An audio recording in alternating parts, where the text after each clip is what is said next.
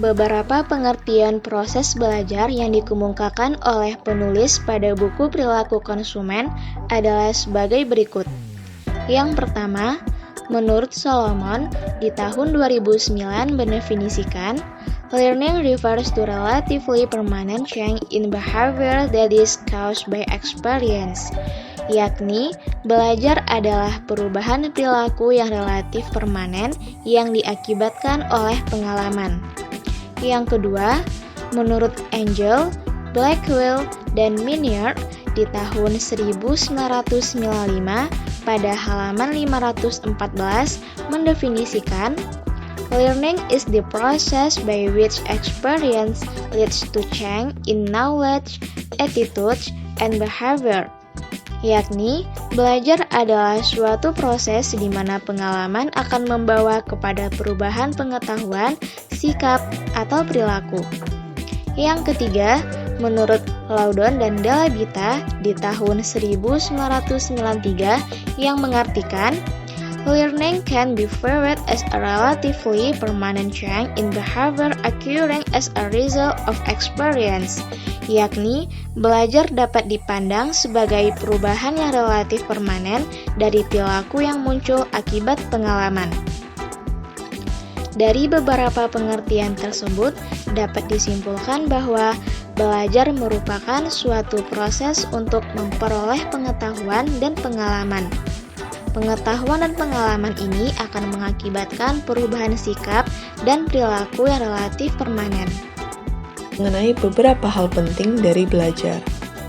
Pertama, belajar adalah proses yang berkelanjutan. Seiring dengan berjalannya waktu, konsumen akan terus belajar dengan informasi-informasi yang mereka dapatkan, baik dari membaca, mendengar, melihat, ataupun berpikir. Kedua, pengalaman memiliki peranan yang penting dalam proses belajar. Belajar dapat dilakukan secara sengaja atau intentional learning, di mana konsumen akan mencari informasi dengan sungguh-sungguh secara sengaja, dan belajar juga dapat dilakukan secara tidak sengaja atau incidental learning, di mana konsumen akan belajar hal atau pengalaman baru tanpa mereka niatkan sebelumnya. Ketiga, secara terminologi belajar memiliki definisi yang luas. Namun, belajar dapat juga didefinisikan lebih sederhana menggunakan suatu perumpamaan.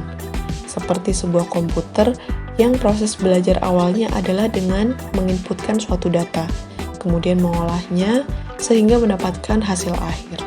Masalah pendidikan, baik di dunia ataupun di Indonesia, sejak lama sangatlah banyak, dan beberapa di antaranya masih belum terselesaikan. Terlebih lagi, kita berada pada pandemi COVID-19 yang menjadikan beberapa masalah tersebut semakin sulit diatasi. Salah satu masalah atau kendala dalam pendidikan di Indonesia yang belum teratasi sejak dulu dan semakin meradak di masa pandemi ini adalah rendahnya kemampuan pemahaman dan penguasaan terhadap materi yang diajarkan guru. Hal tersebut dapat dilihat dari hasil tes yang dilakukan oleh guru kelas dan diperoleh data awal sebagai berikut, yaitu siswa yang memperoleh skor nilai tuntas hanya berjumlah 15 siswa atau sebesar 32,60%, dan siswa yang memperoleh skor masih kurang atau belum tuntas berjumlah 31 siswa atau sebesar 67,40% dari total jumlah siswa. Dari hasil observasi yang dilakukan peneliti, hal tersebut disebabkan karena penggunaan strategi pembelajaran dari guru yang kurang efektif dan inovatif sehingga para siswa mengalami kesulitan dalam mengingat serta menghafal istilah-istilah atau kosakata penting dalam mata pelajaran tersebut. Salah satu solusi yang dapat diterapkan untuk mengatasi hal tersebut adalah dengan adanya bimbingan belajar atau bimbel. Bimbel memang menjadi pilihan orang tua dalam memberikan pembelajaran tambahan di luar sekolah kepada anaknya. Bimbel juga dinilai sangat efektif karena guru bimbel akan memperhatikan pemahaman dan perkembangan anak muridnya mengenai materi yang sudah dipelajari di sekolah. Dengan mengikuti bimbel, para orang tua tentu saja mengharapkan anak-anaknya bisa lebih berprestasi di bidang pendidikan, terutama di sekolah. Karena bimbel memang dapat membantu anak untuk lebih memahami materi pelajaran di sekolah yang dirasa cukup sulit seperti matematika maupun bahasa Inggris. Bimbingan belajar bertujuan untuk membantu para murid agar dapat menyelesaikan masalah kesulitan belajar di sekolah. Dengan begitu, aktivitas belajar mengajar akan lebih efisien sehingga dapat lebih optimal mengembangkan kemampuannya. Menurut pakar pendidikan Abu Ahmadi dan Widodo Supriyano, ada beberapa tujuan bimbingan belajar untuk siswa, yakni menjadi metode belajar yang efisien dan efektif untuk siswa, menyelesaikan tugas sekolah yang dianggap sulit, mempersiapkan diri untuk ulangan dan ujian, menemukan bidang studi yang sesuai dengan kemampuannya, mencari solusi dalam menghadapi kesulitan saat menyelesaikan bidang studi tertentu, memilih pelajaran tambahan yang berhubungan dengan pelajaran di sekolah, maupun untuk mengembangkan karir di masa depan. Dengan berbagai tujuan bimbingan belajar untuk siswa, maka diharapkan setiap murid yang mengikuti bimbel dapat meningkatkan dan mengembangkan prestasinya di sekolah, sehingga mereka dapat mewujudkan cita-citanya. Tingginya minat siswa terhadap belajar online tentu saja harus didukung dengan sarana dan prasarana pembelajaran yang memadai. Dengan begitu, proses belajar mengajar pun dapat berjalan sesuai yang diinginkan.